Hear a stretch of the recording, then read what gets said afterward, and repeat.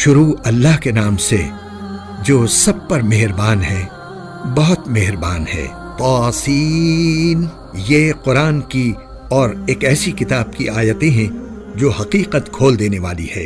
یہ ان مومنوں کے لیے سراپا ہدایت اور خوشخبری بن کر آئی ہے جو نماز قائم کرتے ہیں اور زکوٰۃ ادا کرتے ہیں، اور وہی ہیں جو آخرت پر یقین رکھتے ہیں۔ حقیقت یہ ہے کہ جو لوگ آخرت پر ایمان نہیں رکھتے، ہم نے ان کے اعمال کو ان کی نظروں میں خوشنما بنا دیا ہے، اس لیے وہ بھٹکتے پھر رہے ہیں۔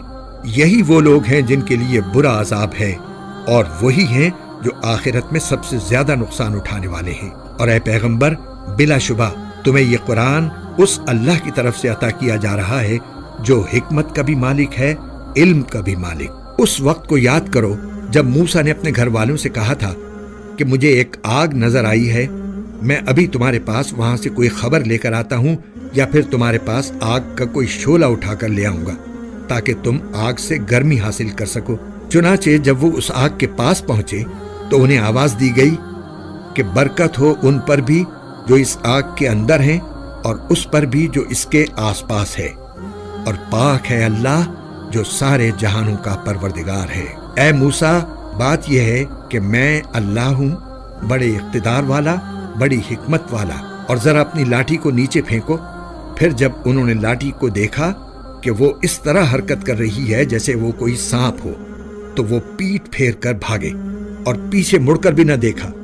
ارشاد ہوا، موسیٰ ڈرو نہیں، جن کو پیغمبر بنایا جاتا ہے ان کو میرے حضور کوئی اندیشہ نہیں ہوتا، الا یہ کہ کسی نے کوئی زیادتی کی ہو، پھر وہ برائی کے بعد اسے بدل کر اچھے کام کر لے تو میں بہت بخشنے والا، بڑا مہربان ہوں۔ اور اپنا ہاتھ اپنے گریبان میں داخل کرو تو وہ کسی بیماری کے بغیر سفید ہو کر نکلے گا۔ یہ دونوں باتیں ان 9 نشانیوں میں سے ہیں جو فرعون اور اس کی قوم کی طرف تمہارے ذریعے بھیجی جا رہی ہیں۔ حقیقت یہ ہے کہ وہ نافرمان لوگ ہیں۔ پھر ہوا یہ کہ جب ان کے پاس ہماری نشانیاں اس طرح پہنچی کہ وہ آنکھیں کھولنے والی تھیں، تو انہوں نے کہا کہ یہ تو کھلا ہوا جادو ہے۔ اور اگرچہ ان کے دلوں کو ان کی سچائی کا یقین ہو چکا تھا، مگر انہوں نے ظلم اور تکبر کی وجہ سے ان کا انکار کیا۔ اب دیکھ لو کہ ان فساد مچانے والوں کا انجام کیسا ہوا۔ اور ہم نے داؤد اور سلیمان کو علم عطا کیا، اور انہوں نے کہا تمام تعریفیں اللہ کی ہیں جس نے ہمیں اپنے بہت سے مومن بندوں پر فضیلت عطا فرمائی ہے۔ اور سلیمان کو داؤد کی وراثت ملی، اور انہوں نے کہا اے لوگو، ہمیں پرندوں کی بولی سکھائی گئی ہے اور ہمیں ہر ضرورت کی چیز عطا کی گئی ہے، یقیناً یہ اللہ تعالیٰ کا کھلا ہوا فضل ہے۔ اور سلیمان کے لیے ان کے سارے لشکر جمع کر دیے گئے تھے جو جنات، انسانوں اور پرندوں پر مشتمل تھے، چنانچہ انہیں قابو میں رکھا جاتا تھا، یہاں تک کہ ایک دن جب یہ سب چیونٹیوں کی وادی میں پہنچے تو ایک چیونٹی نے کہا، چیونٹیوں اپنے گھروں میں گھس جاؤ، کہیں ایسا نہ ہو کہ سلیمان اور ان کا لشکر تمہیں پیس ڈالے اور انہیں پتہ بھی نہ چلے۔ اس کی بات پر سلیمان مسکرا کر ہنسے اور کہنے لگے، میرے پروردگار، مجھے اس بات کا پابند بنا دیجئے کہ میں ان نعمتوں کا شکر ادا کروں جو آپ نے مجھے اور میرے والدین کو عطا فرمائی ہیں، اور وہ نیک عمل کروں جو آپ کو پسند ہو، اور اپنی رحمت سے مجھے اپنے نیک بندوں میں شامل فرما لیجئے۔ اور انہوں نے ایک مرتبہ پرندوں کی حاضری لی تو کہا، کیا بات ہے، مجھے ہدہد نظر نہیں آ رہا، کیا وہ کہیں غائب ہو گیا ہے؟ میں اسے سخت سزا دوں گا یا اسے ذبح کر ڈالوں گا، الا یہ کہ وہ میرے سامنے کوئی واضح وجہ پیش کرے۔ پھر ہدہد نے زیادہ دیر نہیں لگائی اور آ کر کہا کہ میں نے ایسی معلومات حاصل کی ہیں جن کا آپ کو علم نہیں ہے، اور میں ملک سبا سے آپ کے پاس ایک یقینی خبر لے کر آیا ہوں۔ میں نے وہاں ایک عورت کو پایا جو ان لوگوں پر بادشاہت کر رہی ہے، اور اس کو ہر طرح کا ساز و سامان دیا گیا ہے، اور اس کا ایک شاندار تخت بھی ہے۔ میں نے اس عورت اور اس کی قوم کو پایا ہے کہ وہ اللہ کو چھوڑ کر سورج کے آگے سجدے کرتے ہیں، اور شیطان نے ان کو یہ سجھا دیا ہے کہ ان کے اعمال بہت اچھے ہیں، چنانچہ اس نے انہیں صحیح راستے سے روک رکھا ہے، اور اس طرح وہ ہدایت سے اتنے دور ہیں کہ اللہ کو سجدہ نہیں کرتے جو آسمانوں اور زمین کی چھپی ہوئی چیزوں کو باہر نکال لاتا ہے، اور تم جو کچھ چھپاؤ اور جو کچھ ظاہر کرو سب کو جانتا ہے۔ اللہ تو وہ ہے جس کے سوا کوئی عبادت کے لائق نہیں اور جو عرش عظیم کا مالک ہے۔ سلیمان نے کہا، ہم ابھی دیکھ لیتے ہیں کہ تم نے سچ کہا ہے یا جھوٹ بولنے والوں میں تم بھی شامل ہو گئے ہو۔ میرا یہ خط لے کر جاؤ اور ان کے پاس ڈال دینا، پھر الگ ہٹ جانا اور دیکھنا کہ وہ جواب میں کیا کرتے ہیں۔ چنانچہ ہدہد نے ایسا ہی کیا، اور ملکہ نے اپنے درباریوں سے کہا، قوم کے سرداروں، میرے سامنے ایک باوقار خط ڈالا گیا ہے، وہ سلیمان کی طرف سے آیا ہے اور وہ اللہ کے نام سے شروع کیا گیا ہے جو رحمان و رحیم ہے۔ اس میں لکھا ہے کہ میرے مقابلے میں سرکشی نہ کرو اور میرے پاس تابعدار بن کر چلے آؤ۔ ملکہ نے کہا، قوم کے سرداروں، جو مسئلہ میرے سامنے آیا ہے اس میں مجھے فیصلہ کن مشورہ دو۔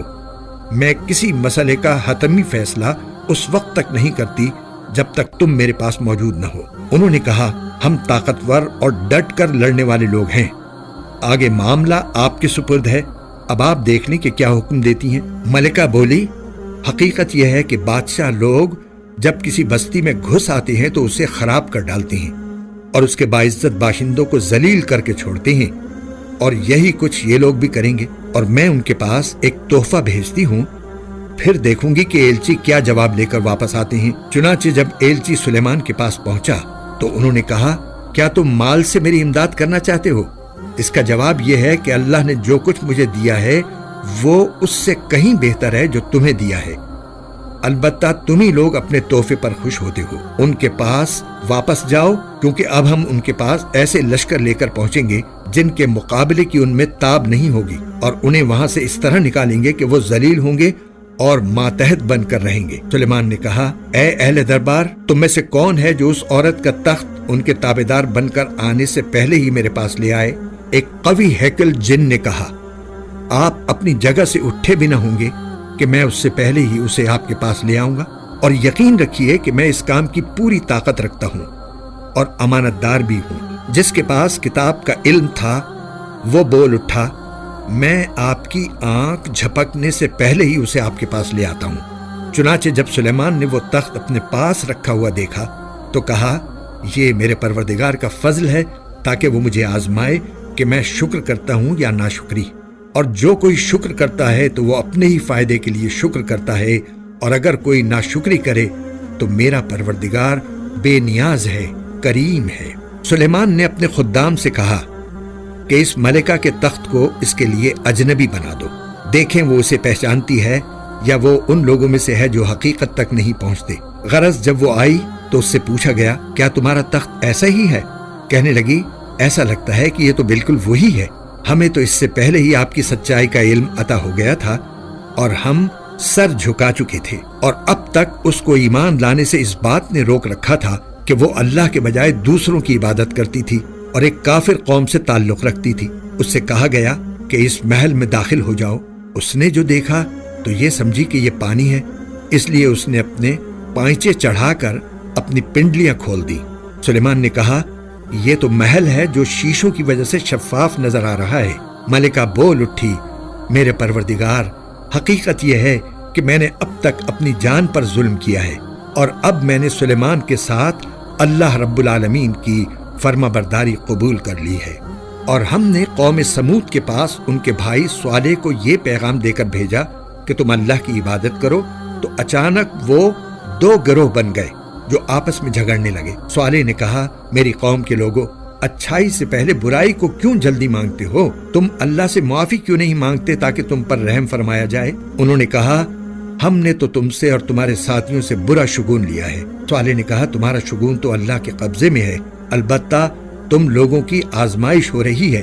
اور شہر میں 9 آدمی ایسے تھے جو زمین میں فساد مچاتے تھے اور اصلاح کا کام نہیں کرتے تھے۔ انہوں نے آپس میں ایک دوسرے سے کہا، سب مل کر اللہ کی قسم کھاؤ کہ ہم صالح اور اس کے گھر والوں پر رات کے وقت حملہ کریں گے، پھر اس کے وارث سے کہہ دیں گے کہ ہم ان گھر والوں کی ہلاکت کے وقت موجود ہی نہ تھے، اور یقین جانو ہم بالکل سچے ہیں۔ انہوں نے یہ چال چلی اور ہم نے بھی ایک چال اس طرح چلی کہ ان کو پتہ بھی نہ لگ سکا۔ اب دیکھو کہ ان کی چال بازی کا انجام کیسا ہوا کہ ہم نے انہیں اور ان کی ساری قوم کو تباہ کر کے رکھ دیا۔ چنانچہ وہ رہے ان کے گھر جو ان کے ظلم کی وجہ سے ویران پڑے ہیں۔ یقیناً اس واقعے میں ان لوگوں کے لیے عبرت کا سامان ہے جو علم سے کام لیتے ہیں، اور جو لوگ ایمان لائے تھے اور تقوی اختیار کیے ہوئے تھے ان سب کو ہم نے بچا لیا۔ اور ہم نے لوط کو پیغمبر بنا کر بھیجا، جبکہ انہوں نے اپنی قوم سے کہا تھا کہ کیا تم کھلی آنکھوں دیکھتے ہوئے بھی بے حیائی کا یہ کام کرتے ہو؟ کیا یہ کوئی یقین کرنے کی بات ہے کہ تم اپنی جنسی خواہش کے لیے عورتوں کو چھوڑ کر مردوں کے پاس جاتے ہو؟ حقیقت یہ ہے کہ تم بڑی جہالت کے کام کرنے والے لوگ ہو۔ اس پر ان کی قوم کا کوئی جواب اس کے سوا نہیں تھا کہ لوط کے گھر والوں کو اپنی بستی سے نکال باہر کرو، یہ بڑے پاک باز بنتے ہیں۔ پھر ہوا یہ کہ ہم نے لوط اور اس کے گھر والوں کو بچا لیا، سوائے ان کی بیوی کے، جس کے بارے میں ہم نے یہ طے کر دیا تھا کہ وہ پیچھے رہ جانے والوں میں شامل رہے گی۔ اور ہم نے ان پر ایک زبردست بارش برسائی، چنانچہ بہت بری بارش تھی جو ان لوگوں پر برسی جنہیں پہلے سے خبردار کر دیا گیا تھا۔ اے پیغمبر، کہو تمام تعریفیں اللہ کے لیے ہیں، اور سلام ہو اس کے ان بندوں پر جن کو اس نے منتخب فرمایا ہے۔ بتاؤ، کیا اللہ بہتر ہے یا وہ جن کو ان لوگوں نے اللہ کی خدائی میں شریک بنا رکھا ہے؟ بھلا وہ کون ہے جس نے آسمانوں اور زمین کو پیدا کیا اور تمہارے لیے آسمان سے پانی اتارا؟ پھر ہم نے اس پانی سے بارونق باغ اگائے، تمہارے بس میں نہیں تھا کہ تم ان کے درختوں کو اگا سکتے؟ کیا پھر بھی تم کہتے ہو کہ اللہ کے ساتھ کوئی اور خدا ہے؟ نہیں، بلکہ ان لوگوں نے راستے سے منہ موڑ رکھا ہے۔ بھلا وہ کون ہے جس نے زمین کو قرار کی جگہ بنایا اور اس کے بیچ بیچ میں دریا پیدا کیے اور اس کو ٹھہرانے کے لیے پہاڑوں کی میخیں گاڑ دیں اور دو سمندروں کے درمیان ایک آڑ رکھ دی؟ کیا پھر بھی تم کہتے ہو کہ اللہ کے ساتھ کوئی اور خدا ہے؟ نہیں، بلکہ ان میں سے اکثر لوگ حقیقت سے ناواقف ہیں۔ بھلا وہ کون ہے کہ جب کوئی بے قرار اسے پکارتا ہے تو وہ اس کی دعا قبول کرتا ہے اور تکلیف دور کر دیتا ہے، اور جو تمہیں زمین کا خلیفہ بناتا ہے؟ کیا پھر بھی تم کہتے ہو کہ اللہ کے ساتھ کوئی اور خدا ہے؟ نہیں، بلکہ تم بہت کم نصیحت قبول کرتے ہو۔ بھلا وہ کون ہے جو خشکی اور سمندر کے اندھیروں میں تمہیں راستہ دکھاتا ہے، اور جو اپنی رحمت کی بارش سے پہلے ہوائیں بھیجتا ہے جو تمہیں بارش کی خوشخبری دیتی ہیں؟ کیا پھر بھی تم کہتے ہو کہ اللہ کے ساتھ کوئی اور خدا ہے؟ نہیں، بلکہ اللہ اس شرک سے بہت بالا و برتر ہے جس کا ارتکاب یہ لوگ کر رہے ہیں۔ بھلا وہ کون ہے جس نے ساری مخلوق کو پہلی بار پیدا کیا، پھر وہ اس کو دوبارہ پیدا کرے گا، اور جو تمہیں آسمان اور زمین سے رزق فراہم کرتا ہے؟ کیا پھر بھی تم کہتے ہو کہ اللہ کے ساتھ کوئی اور خدا ہے؟ کہو، لاؤ اپنی کوئی دلیل اگر تم سچے ہو۔ کہہ دو کہ اللہ کے سوا آسمانوں اور زمین میں کسی کو بھی غیب کا علم نہیں ہے، اور لوگوں کو یہ بھی پتہ نہیں ہے کہ انہیں کب دوبارہ زندہ کیا جائے گا، بلکہ آخرت کے بارے میں ان کافروں کا علم بے بس ہو کر رہ گیا ہے، بلکہ وہ اس کے بارے میں شک میں مبتلا ہے، بلکہ اس سے اندھے ہو چکے ہیں۔ جن لوگوں نے کفر اپنا لیا ہے وہ کہتے ہیں، کیا جب ہم اور ہمارے باپ دادے مٹی ہو چکے ہوں گے تو کیا اس وقت واقعی ہمیں قبروں سے نکالا جائے گا؟ ہم سے اور ہمارے باپ دادوں سے اس قسم کے وعدے پہلے بھی کیے گئے تھے، لیکن ان کی حقیقت اس کے سوا کچھ نہیں کہ یہ قصے کہانیاں ہیں جو پرانے زمانے کے لوگوں سے نقل ہوتی چلی آ رہی ہیں۔ کہو کہ ذرا زمین میں سفر کر کے دیکھو کہ مجرموں کا انجام کیسا ہوا ہے، اور اے پیغمبر، تم ان لوگوں پر غم نہ کرو، اور یہ جس مکاری کا مظاہرہ کر رہے ہیں ان کی وجہ سے گھٹن محسوس نہ کرو۔ یہ تم سے یوں کہتے ہیں کہ یہ وعدہ کب پورا ہوگا اگر تم سچے ہو۔ کہہ دو کہ کچھ بعید نہیں ہے کہ جس عذاب کی تم جلدی مچا رہے ہو اس کا کچھ حصہ تمہارے بالکل پاس آ لگا ہو، اور حقیقت یہ ہے کہ تمہارا پروردگار لوگوں پر بہت فضل کرنے والا ہے، لیکن ان میں سے اکثر لوگ شکر نہیں کرتے۔ اور یقین رکھو کہ تمہارا پروردگار وہ ساری باتیں بھی جانتا ہے جو ان کے سینے چھپائے ہوئے ہیں، اور وہ باتیں بھی جو وہ اعلانیہ کرتے ہیں۔ اور آسمان اور زمین کی کوئی پوشیدہ چیز ایسی نہیں ہے جو ایک واضح کتاب میں درج نہ ہو۔ واقعہ یہ ہے کہ یہ قرآن بنو اسرائیل کے سامنے اکثر ان باتوں کی حقیقت واضح کرتا ہے جن میں وہ اختلاف کرتے ہیں، اور یقیناً یہ ایمان لانے والوں کے لیے ہدایت اور رحمت ہے، اور تمہارا پروردگار یقیناً ان کے درمیان اپنے حکم سے فیصلہ کرے گا، اور وہ بڑا اقتدار والا، بڑا علم والا ہے۔ لہٰذا اے پیغمبر، تم اللہ پر بھروسہ رکھو یقیناً تم کھلے کھلے حق پر ہو۔ یاد رکھو کہ تم مردوں کو اپنی بات نہیں سنا سکتے اور نہ تم بہروں کو اپنی پکار سنا سکتے ہو جب وہ پیٹ پھیر کر چل کھڑے ہوں، اور نہ تم اندھوں کو ان کی گمراہی سے بچا کر راستے پر لا سکتے ہو۔ تم تو انہی لوگوں کو اپنی بات سنا سکتے ہو جو ہماری آیتوں پر ایمان لائیں، پھر وہی لوگ فرما بردار ہوں گے۔ اور جب ہماری بات پوری ہونے کا وقت ان لوگوں پر آ پہنچے گا تو ہم ان کے لیے زمین سے ایک جانور نکالیں گے جو ان سے بات کرے گا کہ لوگ ہماری آیتوں پر یقین نہیں رکھتے تھے۔ اور اس دن کو نہ بھولو جب ہم ہر امت میں سے ان لوگوں کی پوری فوج کو گھیر لائیں گے جو ہماری آیتوں کو جھٹلایا کرتے تھے، پھر ان کی جماعت بندی کی جائے گی، یہاں تک کہ جب سب آ جائیں گے تو اللہ کہے گا کہ کیا تم نے میری آیتوں کو پوری طرح سمجھے بغیر ہی جھٹلا دیا تھا، یا کیا کرتے رہے تھے؟ اور انہوں نے جو ظلم کیا تھا اس کی وجہ سے ان پر عذاب کی بات پوری ہو جائے گی، چنانچہ وہ کچھ بول نہیں سکیں گے۔ کیا انہوں نے دیکھا نہیں کہ ہم نے رات اس لیے بنائی ہے کہ وہ اس میں سکون حاصل کریں، اور دن اس طرح بنایا ہے کہ اس میں چیزیں دکھائی دیں؟ یقیناً اس میں ان لوگوں کے لیے بڑی نشانیاں ہیں جو ایمان لاتی ہیں۔ اور جس دن سور پھونکا جائے گا تو آسمانوں اور زمین کے سب رہنے والے گھبرا اٹھیں گے سوائے ان کے جنہیں اللہ چاہے گا، اور سب اس کے پاس جھکے ہوئے حاضر ہوں گے۔ تم آج پہاڑوں کو دیکھتے ہو تو سمجھتے ہو کہ یہ اپنی جگہ جمے ہوئے ہیں، حالانکہ اس وقت وہ اس طرح پھر رہے ہوں گے جیسے بادل پھرتے ہیں۔ یہ سب اللہ کی کاریگری ہے جس نے ہر چیز کو مستحکم طریقے سے بنایا ہے۔ یقیناً اسے پوری خبر ہے کہ تم کیا کام کرتے ہو۔ جو کوئی نیکی لے کر آئے گا اسے اس سے بہتر بدلہ ملے گا، اور ایسے لوگ اس دن ہر قسم کی گھبراہٹ سے محفوظ ہوں گے۔ اور جو کوئی برائی لے کر آئے گا تو ایسے لوگوں کو منہ کے بل آگ میں ڈال دیا جائے گا۔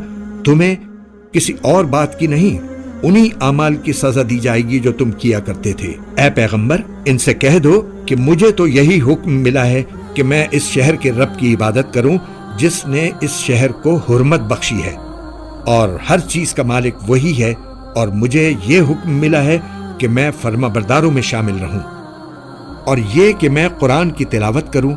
اب جو شخص ہدایت کے راستے پر آئے وہ اپنے ہی فائدے کے لیے راستے پر آئے گا، اور جو گمراہی اختیار کرے تو کہہ دینا کہ میں تو بس ان لوگوں میں سے ہوں جو خبردار کرتے ہیں۔ اور کہہ دو کہ تمام تعریفیں اللہ کی ہیں، وہ تمہیں اپنی نشانیاں دکھائے گا، پھر تم انہیں پہچان بھی لوگے، اور تمہارا پروردگار تمہارے کاموں سے بے خبر نہیں ہے۔